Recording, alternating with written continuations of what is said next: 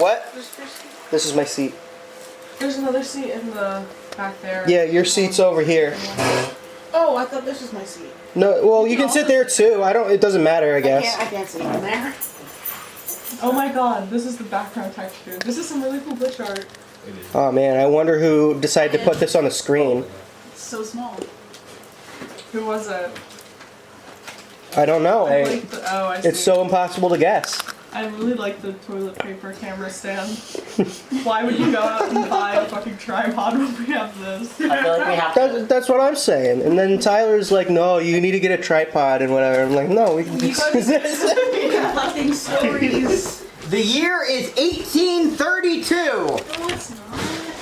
Yay! It is a cold Vermont night. Winter. You are inside, sitting next to your fireplace, drinking your warm coffee, and you are still freezing. Outside your window, you see a man tied to a post. Oh, I like He that. is screaming and begging for your help. You see the frostbite dig into his arm. You sit there and keep drinking your coffee. You're not getting up. Why? Why the fuck are you doing this? It's God's problem. Skinwalker. Also the same. Oh my Great minds think alike. God's problem. Anything else? It is because you are Calvin Coolidge. You are a good person who has never done anything wrong in your entire life. You go to church. You don't drink alcohol. You obey the law. You are a man of the law. You are a cop. And the man outside is not like you. He has done bad things, and there's no jail nearby to lock him up in. So it is your job to teach him a lesson. It is your job to let the fucking sinners stay out there and freeze and suffer so God can cleanse them, because otherwise nothing good will ever come from their filthy fucking hands. And then, maybe one day they can have a child and teach them to do good and to continue on their legacy, like your father did. Your father was a great man, and you named your son after him. Calvin Coolidge. You sound like. How do we know he's a sinner? Because you were told so, and you got to arrest him. You're a man Oh, of the okay, law. so this is just context we were missing before. Okay, alright, thank you. Yes. You sound like ContraPoints. Wait, where the fuck was I? Oh, yeah. Because you're Calvin Coolidge. So your father was named Calvin Coolidge, and then you named your son Calvin Coolidge, and then he named his son Calvin Coolidge. Now, this kid, yes. Is Calvin Coolidge a hypothetical person, or is he like Like an JoJo. alternate place the poser? Or No. is he like an actual guy? This is an actual guy that happened. Okay. That happened. Calvin Coolidge is 4 actual guys. Oh god. Calvin Coolidge. Yeah, it's like a JoJo situation. Coolidge passes on. There's a little C on the back on their fucking over their belly button. So, finally, in the 1870s, Coolidge the Fourth, alright, makes something of himself. And he actually becomes a fairly respectful fuck. How do you put on a suit? Governor of Lovely quick change. Massachusetts. Woo! Massachusetts. Woo! Massachusetts! He did pretty well. He's pretty famous. He's got a Wikipedia article and all that cool stuff. Massachusetts. Indeed. Indeed. I concur. So true. Oh, and he was a very awkward person. He never really had everything together. He didn't really like public speaking or, you know, social big events. He was kind of had a homeschooled affectation. Oh no. I think a story that really epitomizes this. So his father, Calvin Coolidge, was also a statesman. He was a public notary, so he often had people coming over to their farmhouse. And Calvin Coolidge, this one, the fourth, Okay, was the so son. terrified of interacting with these other adults, he would lock his door and hide under his bed and wait till they left. So at big social parties, this man would be expected to perform, and he would like hide behind his wife in different tables and just hope for it to pass. There was famously one socialite woman who came up to him and said, "I bet my husband that I can get more than 2 words out of you." To which Calvin Coolidge responded, "You lose," and walked away. Holy shit. So, Calvin Coolidge was born on a farm in Vermont. It was the same one his grandfather was sitting in as he watched a man freeze. Oh. The same one his great-grandfather built. he is a good Calvin Coolidge boy. There is nothing to do in this town. It is a very small town. He says that his life lacked an incredible breadth. There was no opportunities to experience culture. But it was more than made up for because of the incredible depth to life the solitude brings. Never mind. So, and the one thing that made life bearable is his lovely mother. Because she taught him how to, like, appreciate the deeper spiritual qualities. He has this really pretty line about her I like. There was a touch of mysticism and poetry in her nature, which made her love to gaze at the purple sunsets and watch the evening stars. So she died when Coolidge was 8. Oh my god. You killed her! You motherfucker. Oh my god. Oh no. Oh no. Oh, that's everything. Oh. He also had a sister, but then she soon died in the same room that his mom did. Oh. That's kind of how it went back in those times. So now Calvin Yeah. Coolidge is a lonely little boy stuck in this mansion. Wait, what year are we in again? We're like in the 1870s, Okay. 1880s. All right. So his father's always away at business. His grandfather also dies when he's 10, so he has nothing to do but read. Now, it's not like today where if you want to read, you can just research whatever the fuck you want. Like, you can go, wow, who's Calvin Coolidge? And spend 8 hours researching that. You were pretty much stuck with what your parents and grandparents left you. So he learned to read with the King James Bible. And then he read biographies of great men, such as, George Washington, John Calvin, Marcus Aurelius. Oh. So, let me tell you about this dude, Marcus Aurelius. Ah! Oh! Don't fall, Marcus. Ah! No, Marcus got it. Leave me alone. Oh, I'm done with this. You have to knock more over. So, Marcus Aurelius was a Roman emperor, but he didn't inherit the title. He started out as just some random noble boy. And his father died when he was very young, and so he went to live with his grandfather outside of the city, kind of in the small countryside house, and there really wasn't anything to do in this part of Rome. He had no siblings, no friends, no one to talk to but his 60-year-old grandfather and his tutor. And so Marcus Aurelius did a lot of reading. He read about great men such as Alexander the Great and Socrates, and he decided that the only thing worth doing with his life is to become a great man like this. So, he decided he was going to be a Stoic. A famous story that really captures the whole Marcus Aurelius thing. One time when he was 15, his mom found him on the, concrete floor in winter, wearing nothing but a philosopher's cloak. And so she woke him up and was like, what the fuck are you doing? And he was like, well, I have to be a Stoic, you see. And the Stoics wear philosopher's cloaks. This is fucking hilarious because, the Stoics were, 2,000 years ago at this point. This is like someone today dressing up as a fucking Roman guy and running around on TikTok talking about how great Stoicism is. Not calling out the entire... I've seen that on Instagram. Mm-hmm. It's kind of cringe. Some people still do this, yeah. Yeah. I want to be one of those.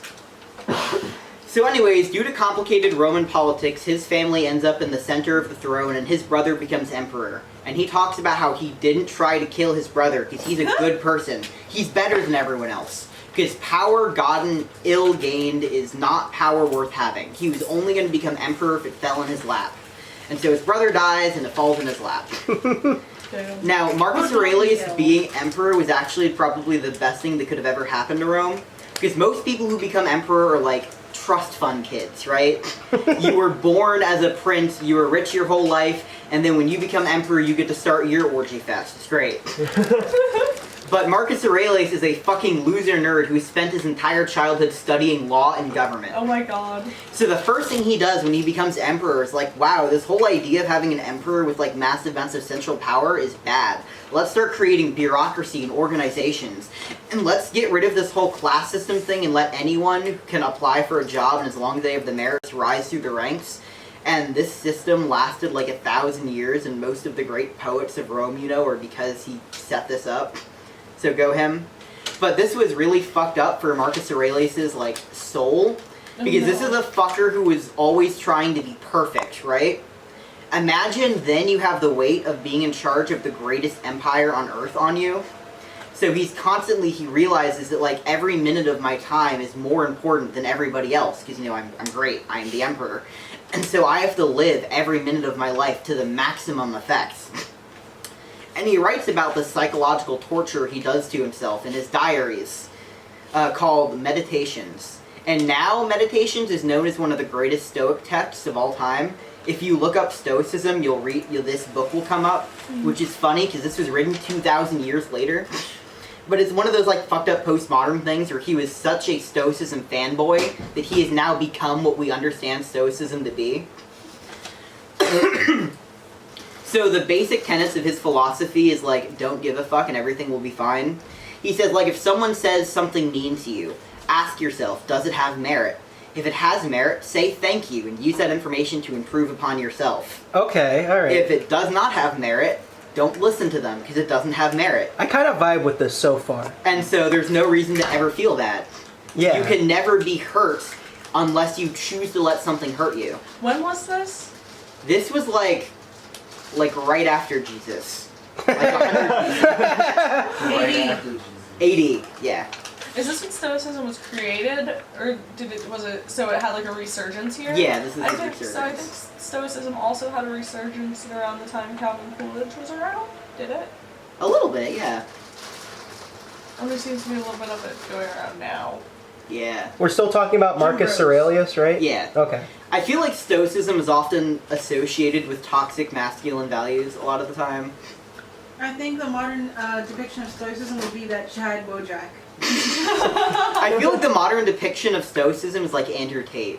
Oh no! Because he has Okay. too much with the Chad Bojack. If you make your opinion his side, you are effortlessly just defending your point, and then the crying Bojack is like sobbing. Well, yeah, but you've only heard part of I'm assuming there's more to Stoicism than what Yeah. you've told us so far. So this is where the Andrew Tate part comes in. So he also starts talking about, like, so if anything bad happens, you have no right to complain. It is your fault. So if your family gets murdered, it's not a problem unless you choose to let it be a problem. Yeah, alright. You need to be the rock. Let the world be the ocean that hits upon you, but you stay still and firm. So I, this rich, great person who had, life handed to me and became the emperor, see, I can deal with this, right? See, you, this poor peasant who is dying and being eaten by flies, don't complain. That's bitchy. Shut the fuck up. Deal with it like I'm dealing with it. Yeah.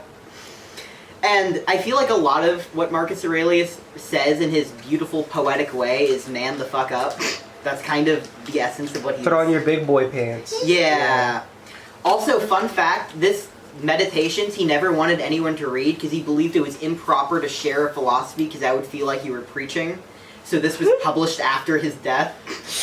We were a fucking Drama though. queen. He's such a fucking drama queen. No, honestly though, like if that's what you're gonna preach, that you're not gonna like go out of your way to do this shit for anyone else if there's no merit, then of course the only way to properly adhere to that is to not advertise your philosophy. Yeah.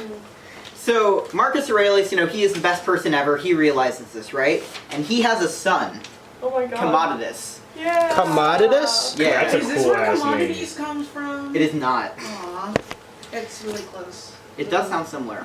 So, Commodus, he's going to become the emperor after Marcus Aurelius, right? And he realizes, fuck, if I don't traumatize the hell out of this kid, he's going to be a rich trust fund fucker and be like all those other emperors. So I got to teach him from day one to never be happy, to always do the maximum production all the time. And then he realizes, you know what, I need to take my kid to war, because that would really teach him some shit. So he takes his, 9-year-old son with him on a 8-year-long military campaign. Oh, cool. That's like half his life. And then, at the end, Marcus Aurelius dies. But everything's okay, because he built this great emperor, and now he's going to hand it down to his son, who will continue this golden age. He's dead. So, Marcus Aurelius dies. Oh, Commodus is going to be emperor or Yeah, something? Commodus is going to be emperor next. So the second his dad dies, Commodus is like, fuck, well he's dead, great. I'm kicking my entire family out of Rome, we're starting the orgy fest. Oh, cool. Liquor back into the capital. Yeah, that's fair. So once he starts doing this, Wait, how old was he when his father died? 18. Okay. Yeah. Okay. Thank you. So rebellions start all over the empire again, and he's not dealing with it. The emperor is spending his day drinking and going to gladiator fights. And eventually he realizes that these fights would be a lot more fun if he was in the fight.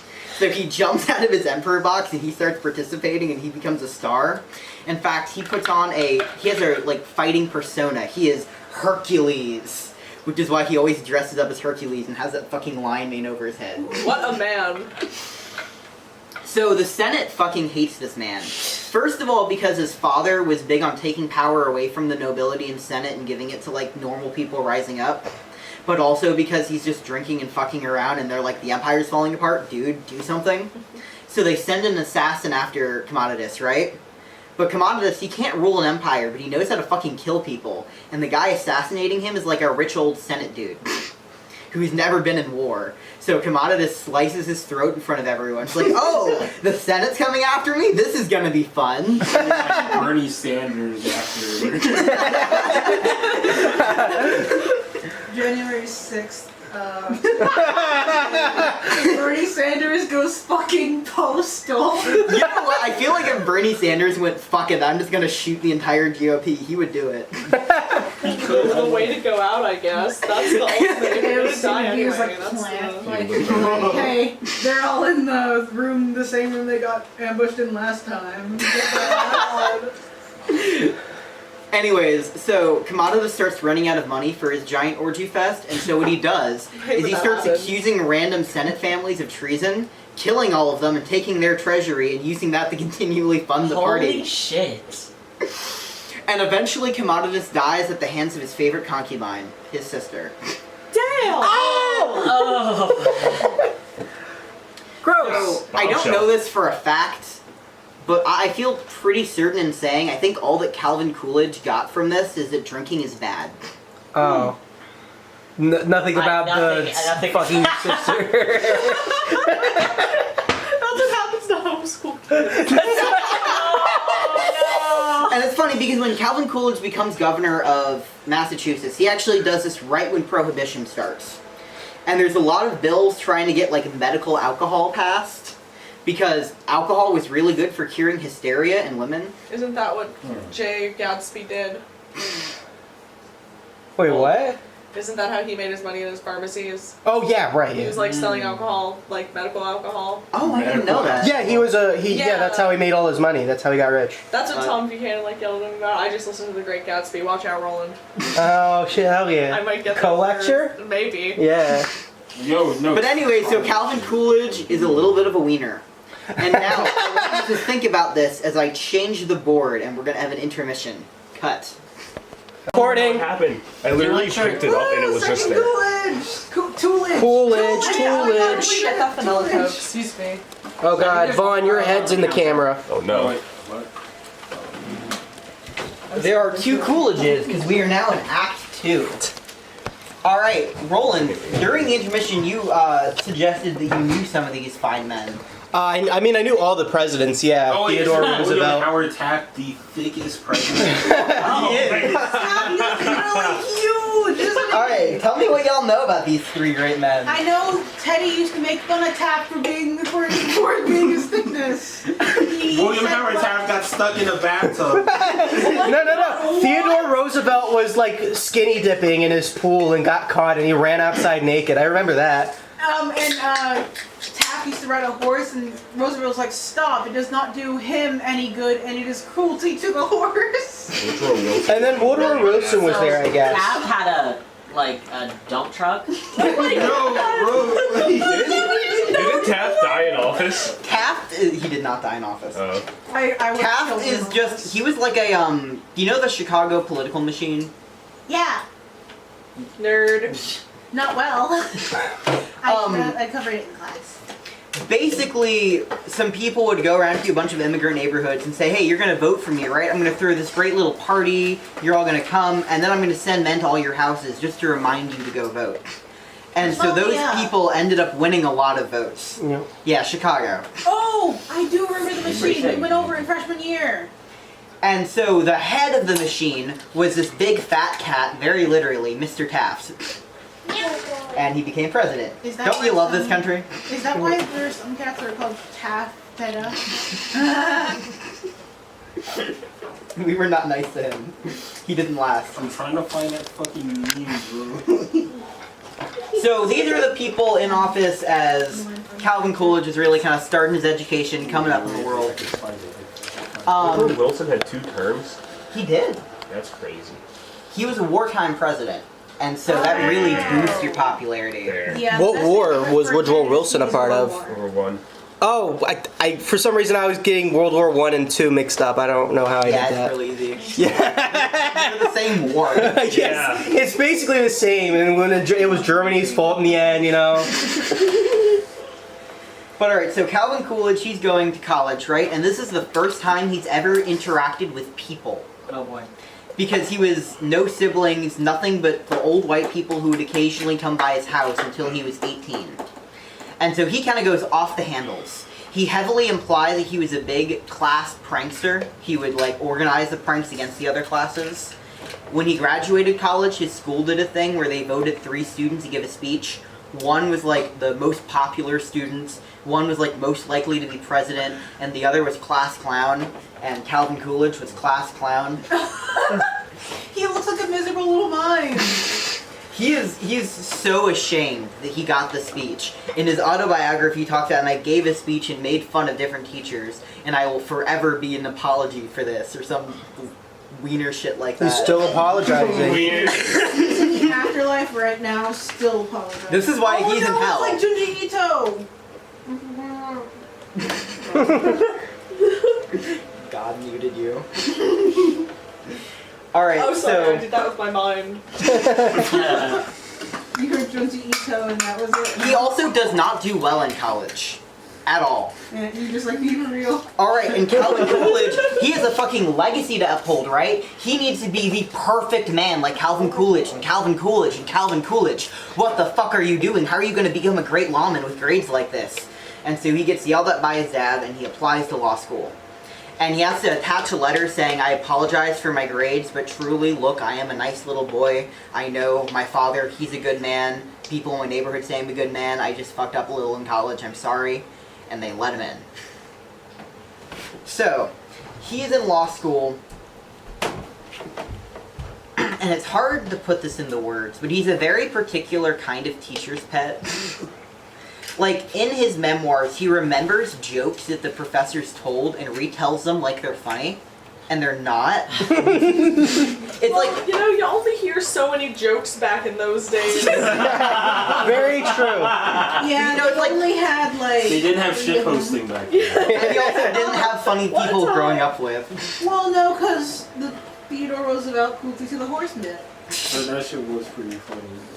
And like, you know, like in the Jordan Peterson lecture, he said Jordan Peterson made like philosophy jokes that are kind of weird and not really funny, but like, Yeah. I'll give you an example of one of these. Okay. So, Calvin Coolidge had a law professor who loved Socrates. He thought Socrates was great, and back when the Civil War was happening, he would read him to his students every day. Yep. And so this professor had a son, right? And he wanted his son to become a minister, and so he sent him to Catholic college. And the son didn't want to be a minister, but he was like, no, I want you to. And then his son figured out a way out of it. He sent him a letter saying, my teacher said Socrates is in hell. And then he went, oh no! And let his son out of college. It's too easy. Ha ha ha ha ha! That was a good one. I don't get it. I was laughing for like 3 weeks about that one. This man thought that was the funniest shit. Wait, I don't get it. Yeah, Wait, is there nothing to get? it's funny because he's like, Socrates is in hell. Get And then it? why did he let him out of Catholic college? Because he realized, because he loved Socrates and he didn't make his kids stay there if they didn't like Socrates. What? I don't get it. Don't you get it? It's so funny. No, Vaughn, I don't. Funny Calvin joke. Coolidge thought that was funny. And you know, like Cool- sometimes listen, really put me in a room with Calvin Coolidge, I'll knock his socks off. Are you threatening to beat up Calvin Coolidge? No, I mean I'm gonna make him laugh very hard. Oh my god. We're gonna show this man a meme and he'll cry. Yeah, of It's course. like Calvin Coolidge in hell. I'm gonna be like, hey man, how about some real shit, huh? And I start doing him. I give him the most awful, just damning jokes known to man. And this is not the only joke of that nature. I don't have others remembered because they're horrible, but he has like a whole chapter of these. Like great little things my teachers told me. Wasn't this so amazing? I loved law school. It was such a fun, jolly old time. So, Fucking nerd.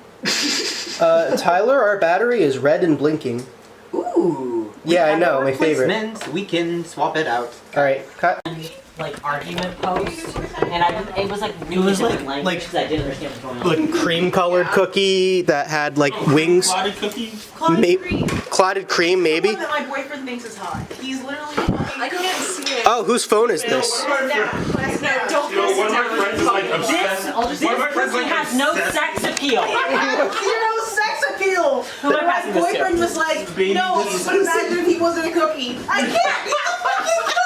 Oh, just imagine if he's not a cookie.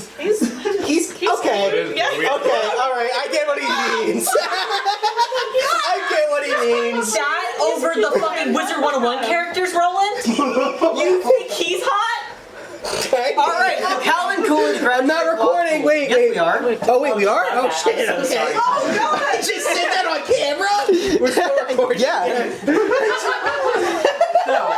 Calvin Coolidge graduates law school.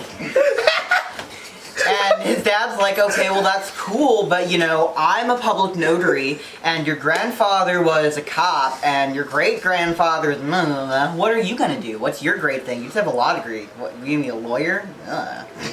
And so Calvin Coolidge, the fourth, starts phoning up people and running for a small office in Massachusetts. And this is back when to vote you pretty much need to be a white guy who is Lutheran or Protestant of some sort and owns land. So there's only like 121 people he had to call. And they were all old white Christian men, which Calvin Coolidge knows how to charm because he grew up in a tiny village with no people his age and just old white men. And so he called them up and was a charming little boy, and they went, wow, I should vote for him. And he rose up and pretty much nice boyed his entire way up to governor.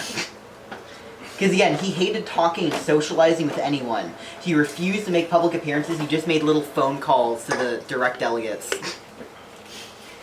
Alright, so, while he's in law school, something I forgot to mention, he writes this essay that also really launches his political career. And his essay is, my goodness, it's shit. It was a nationwide contest to write about what you think about the American values. And you know what Calvin Coolidge thinks about the American values? That they're really cool. Yeah, liberty and freedom. Oh, fuck yes. More liberty, more freedom, under God. And for some reason, the pages of the essay were stuck together. It was really weird. So, he wins. Oh. I also think this is really funny because recently I read another essay that launched a famous man's career. It was Obama's law school essay. And it was talking about how the position of the presidency is uniquely suited to bring criminal Oh, can I move your side? Go ahead. criminal justice reform to this country, and how the president's job, it is the executive's role to really start race reform in the prison and how they could do that. And I read this and like, wow, it'd be really cool if this man became president. Oh no. Calvin Coolidge just made me think, wow, this man knows how to kiss ass. And it's sad. And I really think that sets the tone for the first phase of his political career. Alright. He's going into law school and office during the Theodore Roosevelt, William Howard Taft era, right? The big thing Theodore Roosevelt is known for is being anti-corporation. Hell He was super against these big oligarchies forming together, abusing their workers, sucking up all the money in this country. So he started trust busting, right? Yeah, let's go! And as shit as William Howard Taft was, he actually did more trust busting than Roosevelt did. Oh wait, He really? completely carried on that tradition, yeah. Hell yeah. So for like 12 years, it sucked to be big business. I like it. Both Theodore Roosevelt and William Howard Taft were Republicans. So the Republican Party started to get a really bad name with like big business, right? Crazy. So Calvin Coolidge was part of a new generation of young Republicans. And they were smarter than these idiots who came before them. Because think about this, guys, right? If you're a worker, how are you going to help yourself by hurting the person paying you? Dadoy. Right? You can't bring up the weak by bringing down the strong. What evil shit is that? The only way to raise yourself up is through honest hard work. That's what my father and grandfather, Calvin Coolidge, taught me. And so, we need to get rid of all restrictions on business. And I also care about workers' rights. We in this country care about workers' rights. We will not forget about them. We're just not going to touch on them at all in our public policy or anything. The one thing he does do for workers is sets in stone that children can have a 48-hour work week. What a guy. Yeah. And look at Roland. Thanks. Why are you looking at me? What? Excuse me? I am not in favor of that, actually. I look at you. Not anymore. I wish not to be seen right now. So, I telepathically turned the camera. this is pretty much Coolidge. He has a wife who he pretty much only describes as humble and obedient. Damn. Which is really interesting because those are the same words Marcus Aurelius uses to describe his wife. He talks about how I never really had her involved at all in my decision making or policies. It was her job to stay at home and tend to the children. Guess what his child's name was? Was it Wait. I gotta guess. Wait. Cow. John Freeman, who was Gordon Freeman's brother. Yes! Yeah! It's a Half-Life lecture, everyone! Yeah! Yes, it was Calvin Coolidge, the fifth. Is his like bloodline still going today? We'll get Is to there that. a Calvin Coolidge the 8th yet? We'll talk about this. Alright. So, and he thought this was going to be the end. He was getting ready to retire, and then something huge happened in Massachusetts. So, because of these two fuckers, workers all across America started to think that they deserved rights. So there were labor movements and strikes going on everywhere. And as Calvin Coolidge, I'm not in favor of this. No. Like, literally newsboys are starting to think that they can protest. It gets really bad when the police of Massachusetts go on strike because they are not getting paid.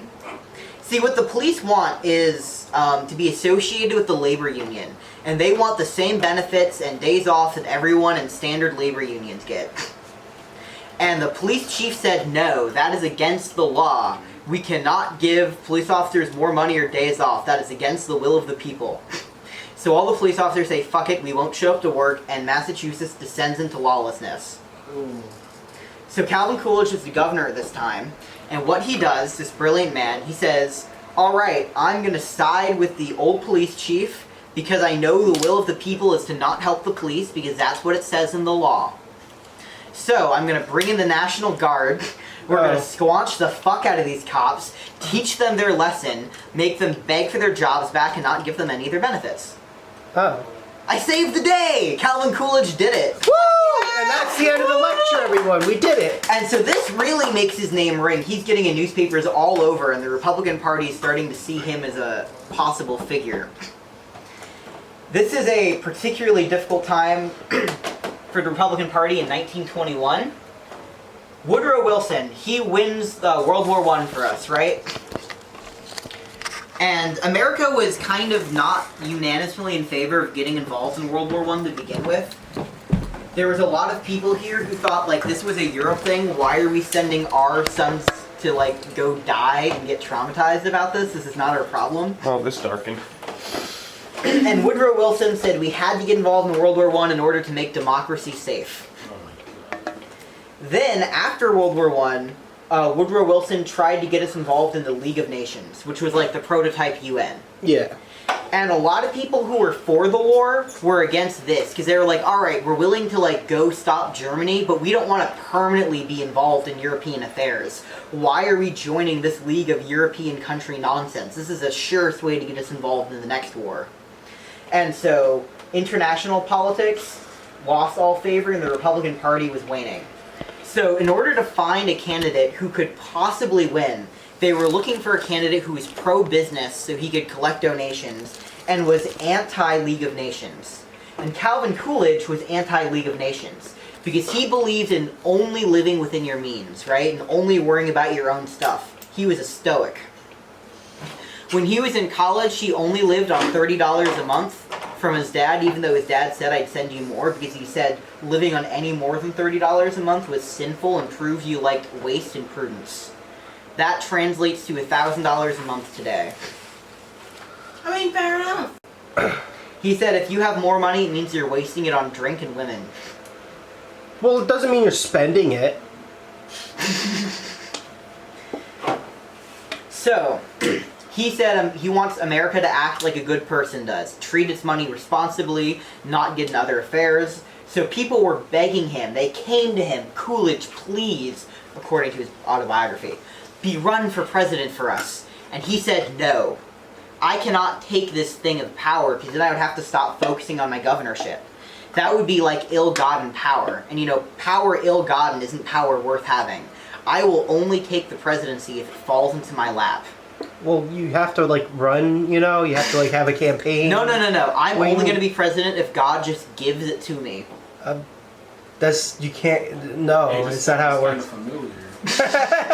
So, a man named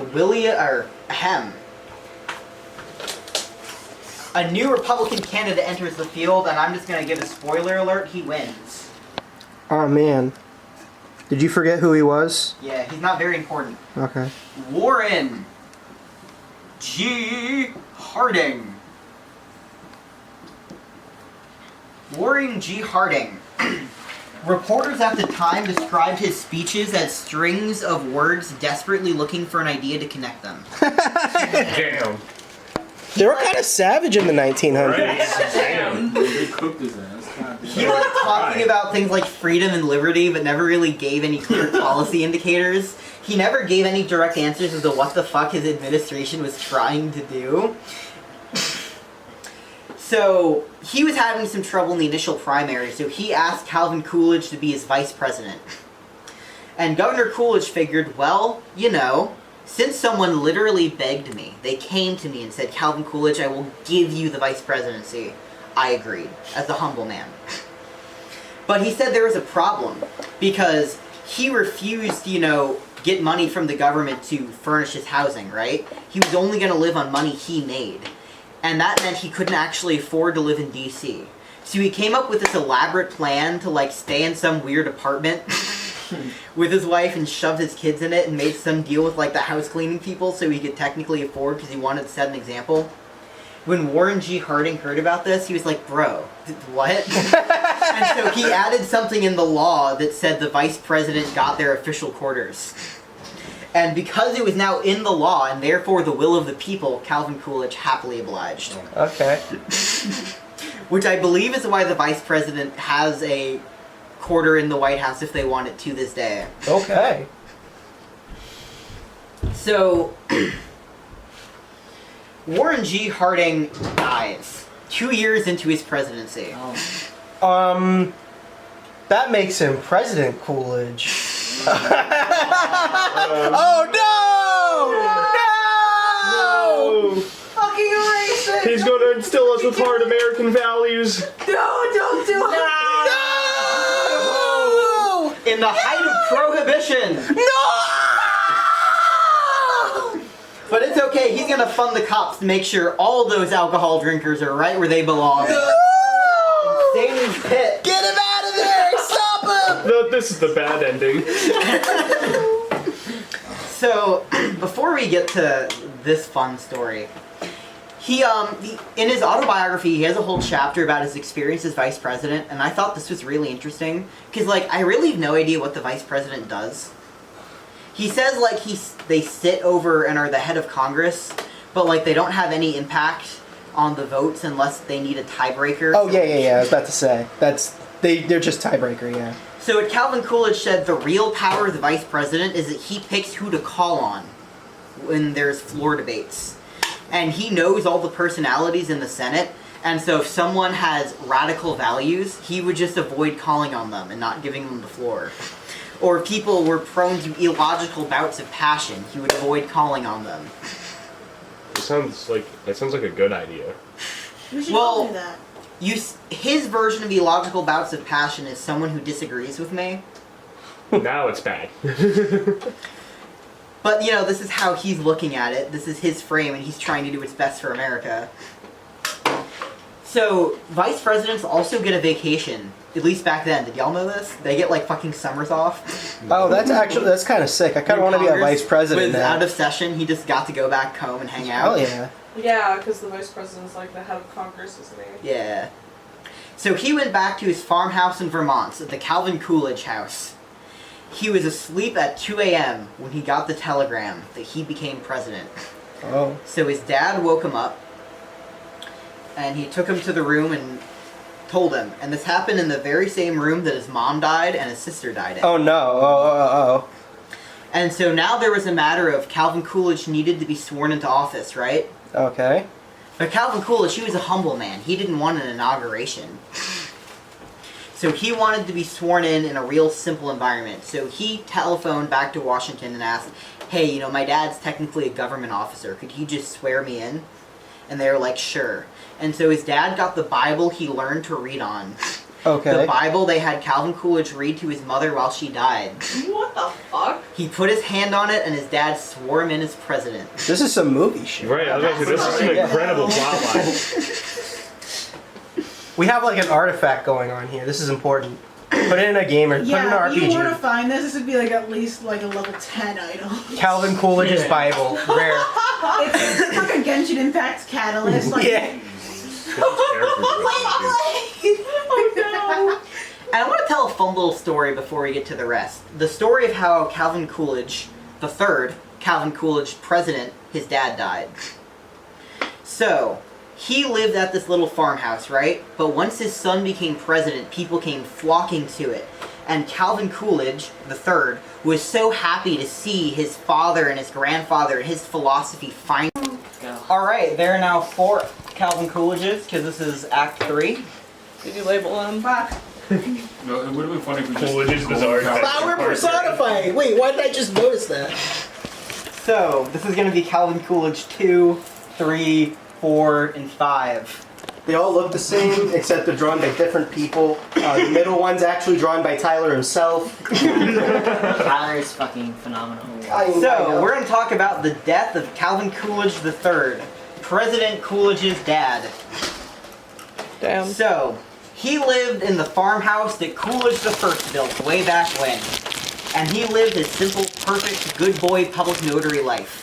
And the fact that his son did exactly what he told him to do, and because of it became president, not by trying or bragging about himself, but by being humble and having Calvin Coolidge values, he was so happy. So people kept coming to his house, and he would tell them day and night about how great his son was, and then he died of exhaustion. Oh. Damn.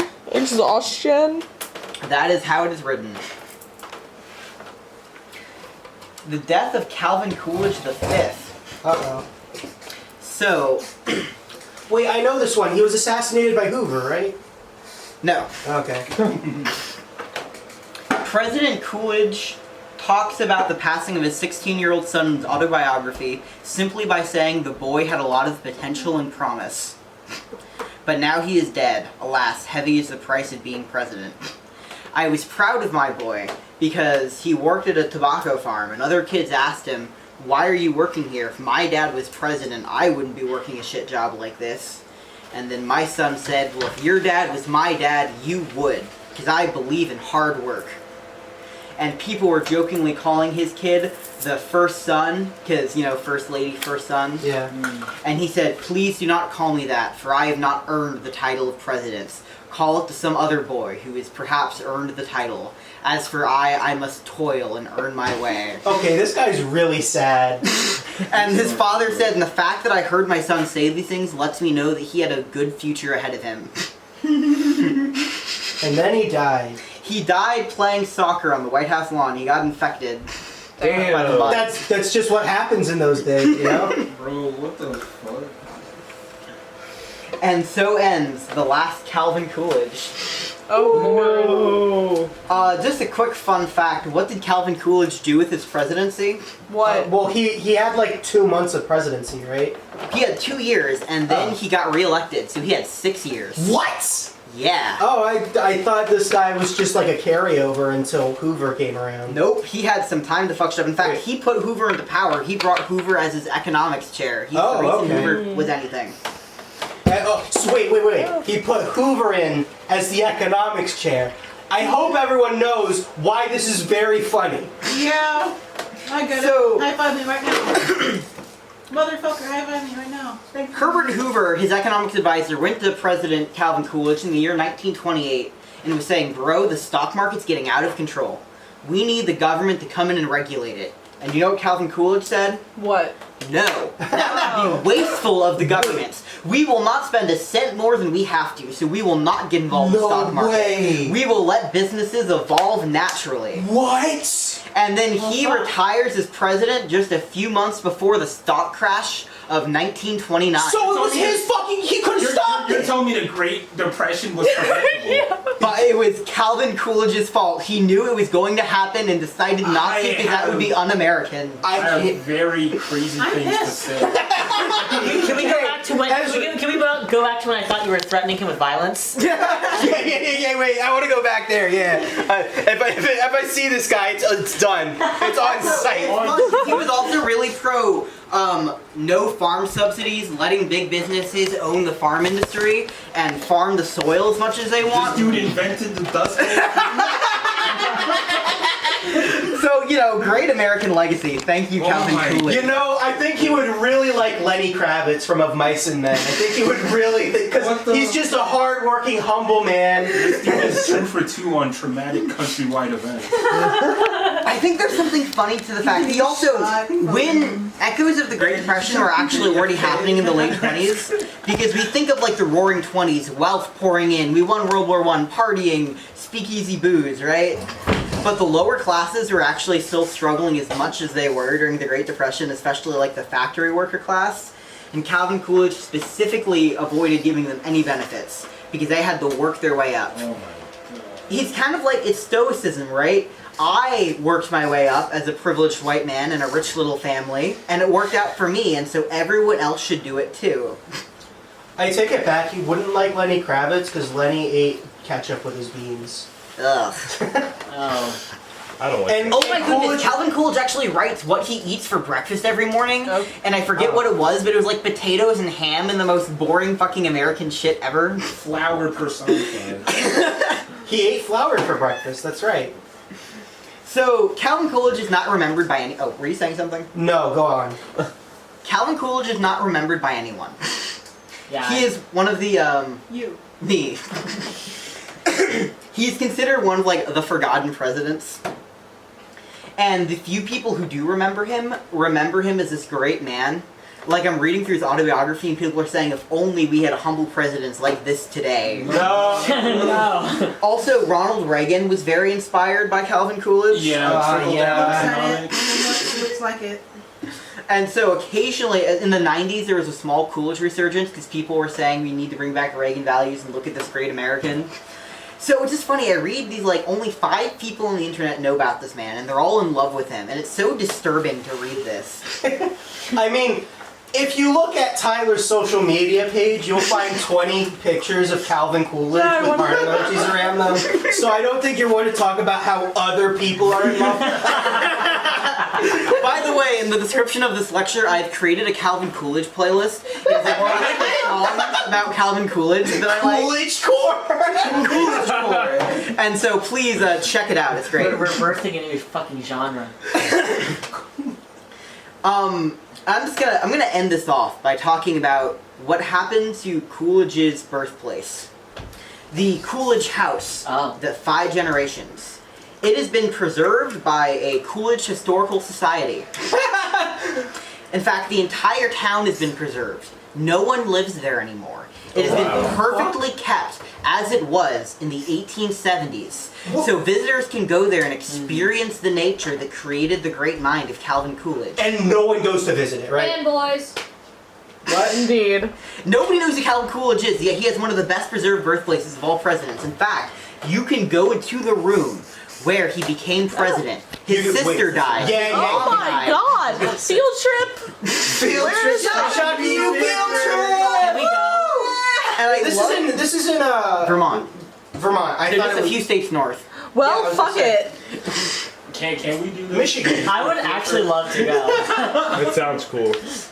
Give me some time and suggest it again, but maybe. If you each donate $10 to The Shocking the Shotgun Field Patreon. Trip Fund. We'll get the Calvin Coolidge 102. But the thing that really messes me up about this is Calvin Coolidge came from a demonic family. What? It was, Whoa. I mean, think about this, They were right? Satanists. They were Satanists the whole time. I mean, his grandfather had this drive to become great, proper men.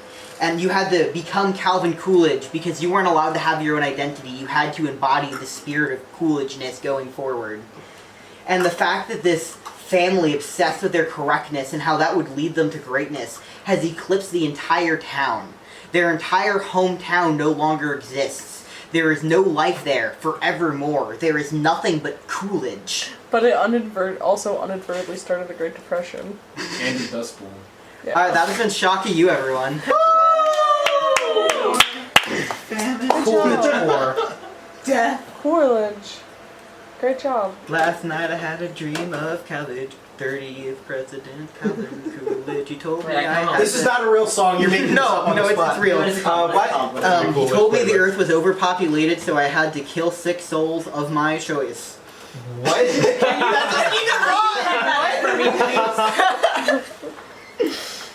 New Shocky U lecture, Tyler's dreams. No, we don't want to do that one. This was. I mean, Tyler only dreams of Calvin Coolidge, so. Lately. Other songs on this playlist include the song that Calvin Coolidge used to get elected in 1926. And the 1924. He had a song to get elected? Yeah, and it got re-recorded, so there's a clean version of the Calvin Coolidge campaign song. I thought that was bougie shit. I thought he wouldn't. Last night, 30th President Calvin Coolidge.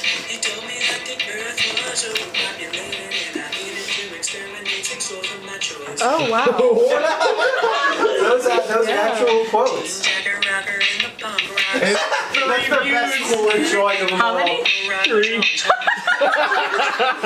for me. I'm their first like. Has this been shocking you? Yeah, this is talking to you. Can you share that in